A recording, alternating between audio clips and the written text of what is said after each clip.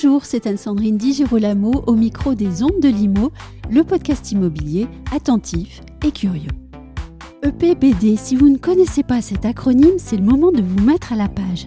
Car cette directive européenne sur la performance énergétique des bâtiments, en train d'être révisée à Bruxelles, sera très ambitieuse dans sa version future.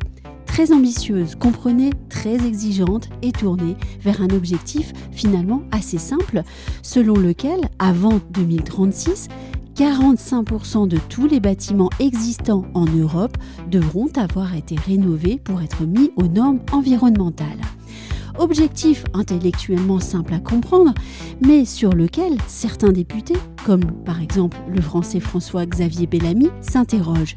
Et pour discuter de ce texte et de l'analyse qu'on peut en faire pour le moment, j'ai invité Pierre Othus, délégué général de Pluriance. Pierre Othus, bonjour. Bonjour. La directive européenne sur la performance énergétique des bâtiments existe depuis bien des années. Elle a été aussi révisée à plusieurs reprises. Une nouvelle révision est toutefois en cours et force est de constater que la future version du texte est bien plus contraignante. Alors, que pensez-vous, tout d'abord, de ce choix de la part des législateurs européens d'une politique de rénovation énergétique des bâtiments, d'abord très contraignante et surtout bien plus contraignante et pas du tout incitative, étant précisé que le gouvernement français soutient le texte.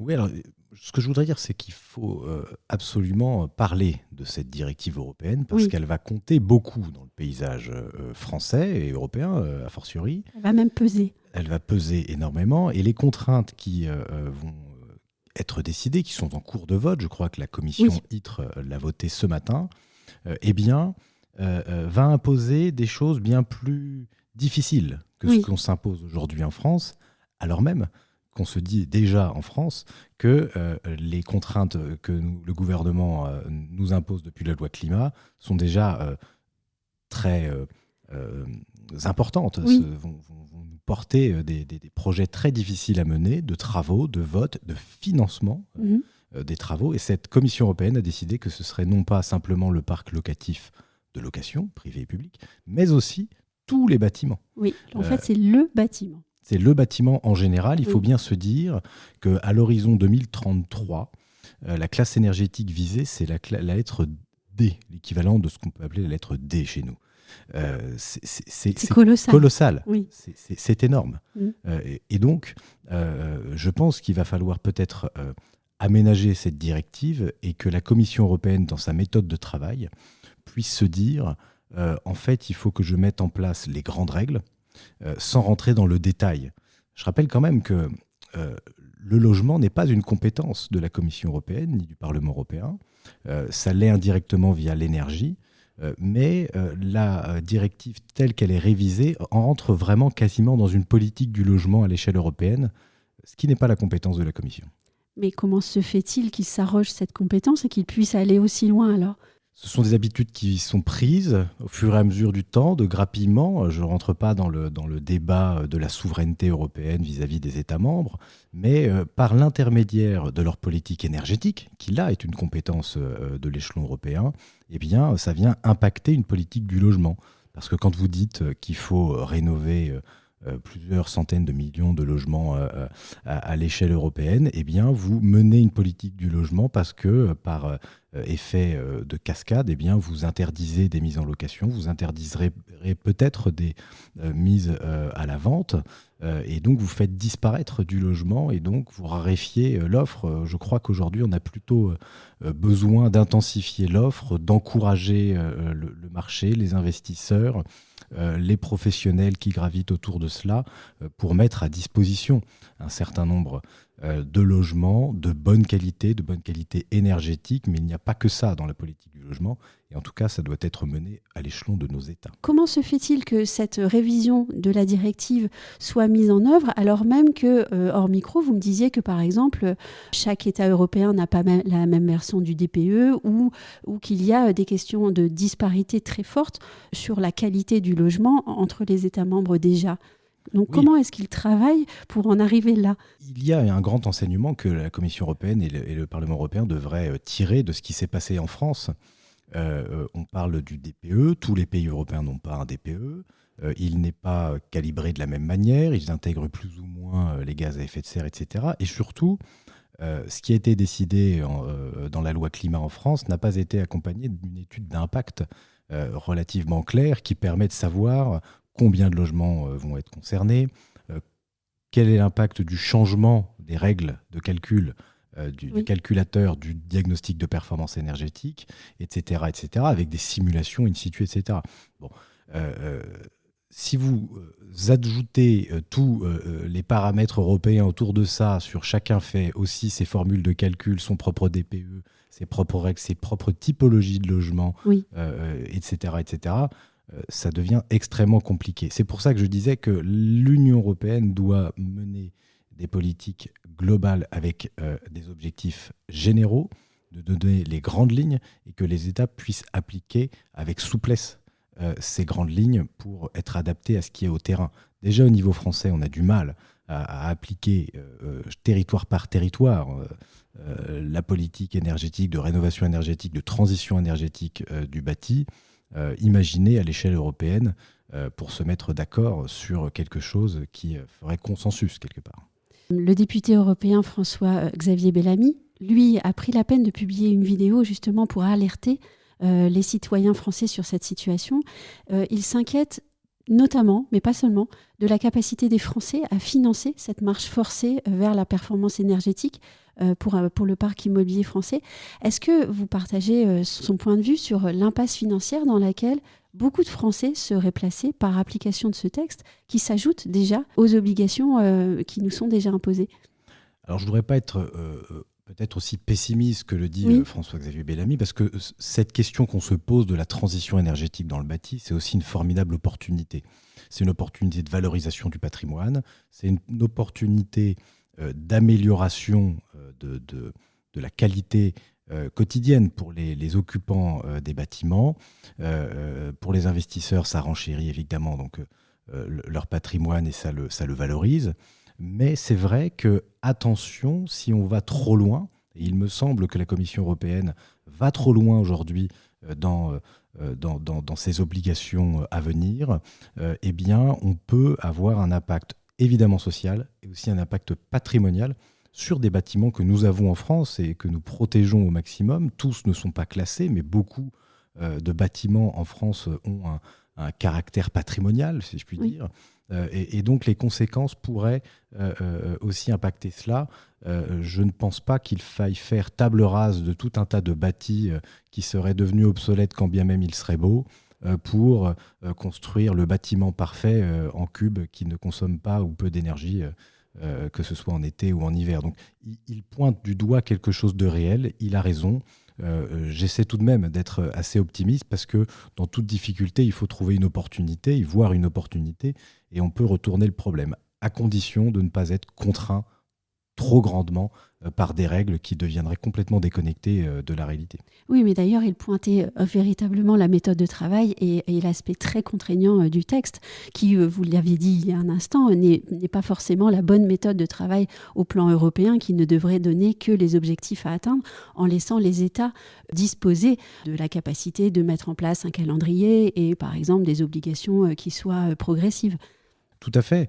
Je rejoins François-Xavier Bellamy sur ce point. On a déjà des objectifs 2050 sur un tas de choses. Il y a des engagements pour le climat avec les COP sur le climat diverses qui se succèdent d'ailleurs, mais on a pris à Paris des engagements très forts en ce sens. Il y a toute une réflexion à avoir aussi sur la production de l'énergie, et je ne vais pas refaire le débat du mix énergétique en France, ce n'est pas mon domaine, mais ça fait partie quand même de l'équation. Et donc, la méthode, ce serait plutôt aller vers ce chemin, décliner comme vous le souhaitez, en accord et en décision démocratique avec vos peuples, pour qu'on puisse atteindre ces objectifs.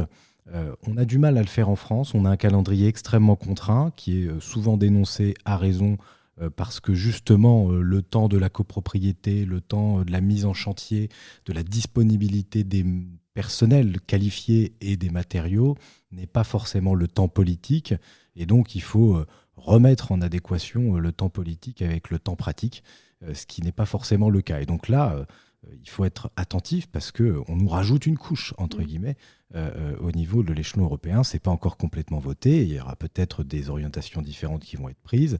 et on compte beaucoup sur la France et ceux qui représentent la France aux instances de la Commission européenne et du Parlement pour orienter les choses de manière plus pratique, plus pragmatique, pour remplir des objectifs sans faire de la casse sociale ni de la casse patrimoniale. Mais si vous me permettez, vous parlez de temps politique. Certains diront plutôt une déconnexion de l'État français et de l'Europe. L'Europe, ou en tout cas on le dit souvent, mais aussi une déconnexion de l'État français, de l'Élysée, de Matignon, avec les réelles possibilités du pays et des Français eux-mêmes. Oui, et puis il y a une accumulation de facteurs qui font que les décisions qui ont pu être prises peut-être sous le coup de l'émotion à un moment donné, ça remonte déjà un petit peu, de l'enthousiasme. Il y a une crise énergétique qui s'est surajoutée, l'inflation qui commençait déjà, une pénurie de matériaux qui était déjà très forte dès 2020, notamment dans les matériaux qui servent à la construction-rénovation, à l'isolation et les matériaux des technologies thermiques.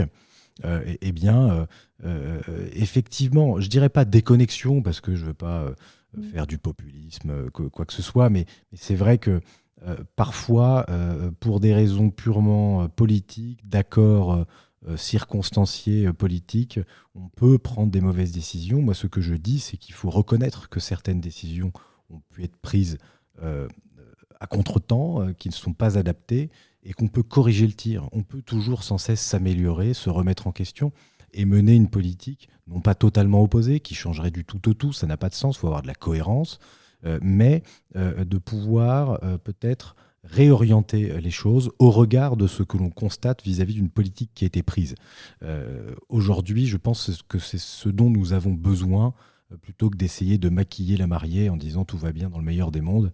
Sauf qu'en fait, on est un peu dans une voiture qui klaxonne, qui fonce dans un mur et qui risque de rentrer dans le mur.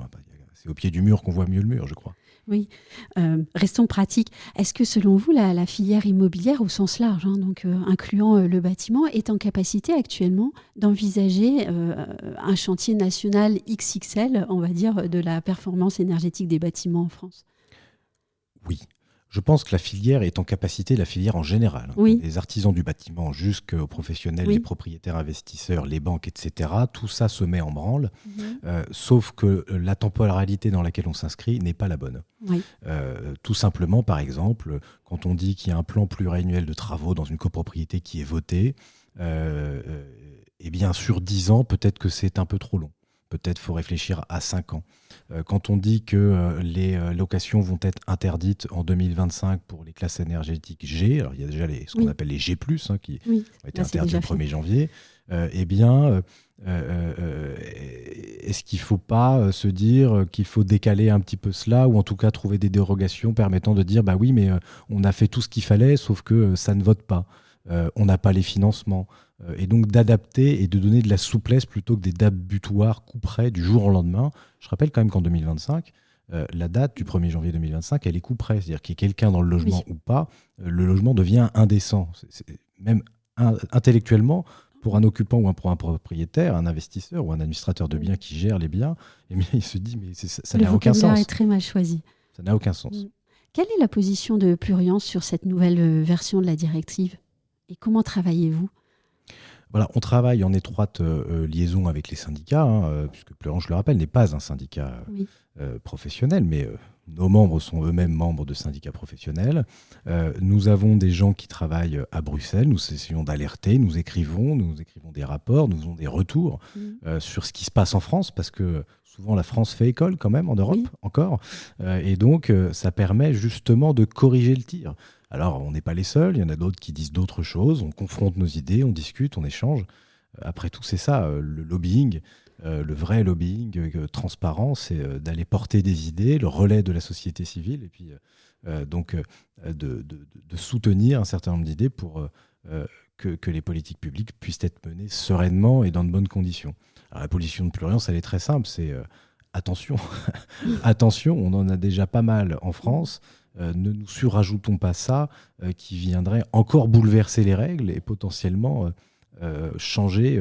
Vous savez, il y a des propriétaires ou des copropriétés qui ont fait des travaux et puis qui ont fait des diagnostics, des audits énergétiques en 2020 et puis se sont retrouvés quelques mois après avec un nouveau diagnostic pour le même bâti, avec les mêmes travaux qui ont été réalisés, avec une lettre de classement énergétique un peu différente.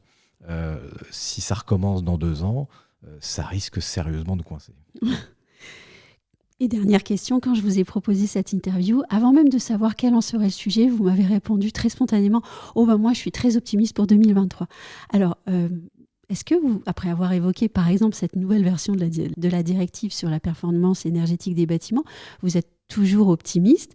Et pourquoi cet optimisme ?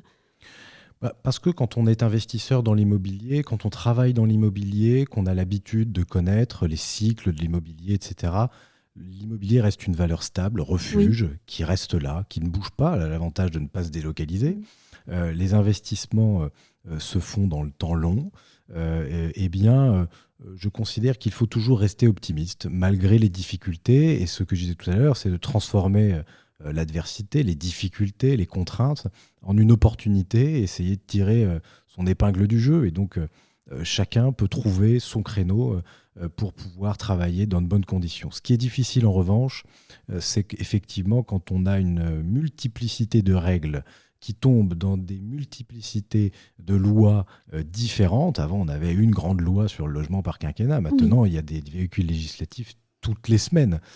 Et donc c'est difficile à suivre. Donc notre rôle avec les syndicats et les associations, etc., de transmettre ce savoir, ces connaissances de changement, de modification des règles, ça devient de plus en plus compliqué et ça peut décourager certains, je l'entends.